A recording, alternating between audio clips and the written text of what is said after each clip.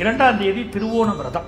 யாருக்கெல்லாம் மனசு ரொம்ப ஸ்ட்ரெஸ்ஃபுல்லாக இருக்காங்களோ அவர்கள் இந்த திருவோண விரதம் இருந்தால் இந்த ஸ்ட்ரெஸ்லேருந்து விடுபடுவாங்க.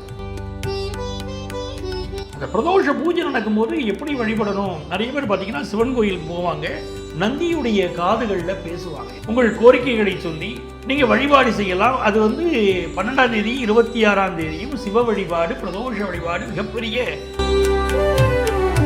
மிக மிக முக்கியமாக நம்ம பார்க்க போவது 14ஆம் தேதி அமாவாசை. ஜாதகத்தில் பித்ரு தோஷம்னு ஒன்று இருக்கும். ரொம்ப கடுமையான சோதனைகள் வரும். அப்போ இந்த பித்ரு தோஷம் நீங்கிறதுக்கு என்ன பண்ணலாம் அப்படின்னா, அமாவாசை திதி அன்னைக்கு எள்ளு தண்ணீரை இறைச்சு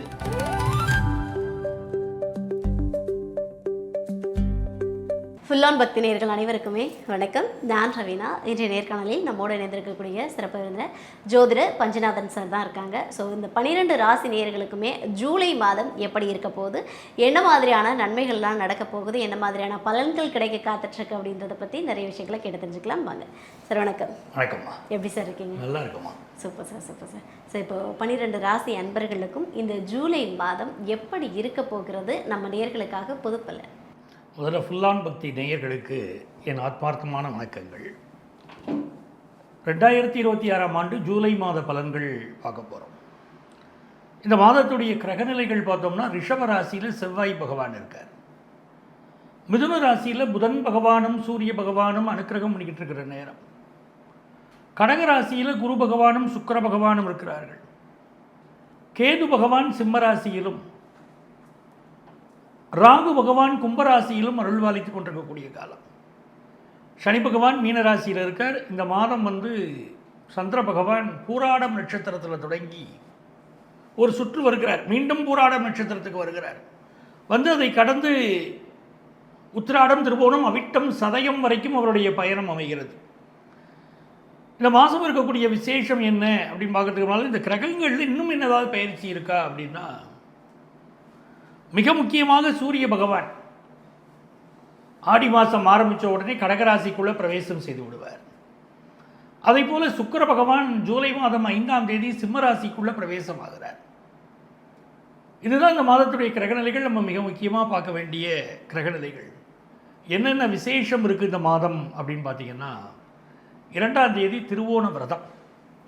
இந்த விரதத்தில் என்ன விசேஷம் அப்படின்னு பார்த்தீங்கன்னா, யாருக்கெல்லாம் மனசு ரொம்ப ஸ்ட்ரெஸ்ஃபுல்லாக இருக்காங்களோ அவர்கள் இந்த திருவோண விரதம் இருந்தால் இந்த ஸ்ட்ரெஸ்லேருந்து விடுபடுவாங்க. ரொம்ப நல்ல பலன் கிடைக்கும். அதே மாதிரி 3ஆம் தேதி சங்கடகர சதுர்த்தி. சங்கடங்கிற வார்த்தையை வச்சு தெரிஞ்சுக்கலாம். நமக்கு எவ்வளவு ஹடில்ஸ் லைஃப்பில் இருந்தாலும், தடைகள், ஒரு வேலைக்கு ட்ரை பண்ணுறோம், அப்ளை பண்ணுறோம், அந்த ஜாப் கிடைக்க மாட்டேங்குது. இன்றைக்கி ரொம்ப ஈஸியாக ஜாப் கிடைக்க மாட்டேங்குதுன்னு வச்சுக்கோங்களேன். அந்த மாதிரி ப்ராப்ளங்களெல்லாம் சால்வ் ஆகிறதுக்கு சங்கடகர சதுர்த்தியில் விரதம் இருந்து அன்றைக்கி ஈவினிங் இந்த விநாயகர் கோயிலெலாம் பார்த்திங்கன்னா எல்லா வகையான அபிஷேகங்களும் நடக்கும் சங்கடகர சதுர்த்தியில். அப்போது உங்களுக்கு நீங்கள் அபிஷேகத்துக்கு ஏதாவது ஒன்று வாங்கி கொடுக்கலாம், இல்லை இருந்து கும்பிடலாம், பார்த்துட்டு வரலாம். அந்த விநாயகரை வழிபட்டாலே எல்லா ப்ராப்ளமும் சால்வ் ஆகும். இன்டர்மிட்டன்ட் ஃபாஸ்டிங் சொல்கிறாங்க பாருங்க. அந்த மாதிரி நிறைய ஃபாஸ்டிங்கில் நம்மளுடைய முன்னோர்கள் சொல்லியிருக்காங்க. அதில் முக்கியமாக ஏகாதசி விரதம் அப்படின்னு பேர். அந்த ஏகாதசி விரதம் 10ஆம் தேதி வருது.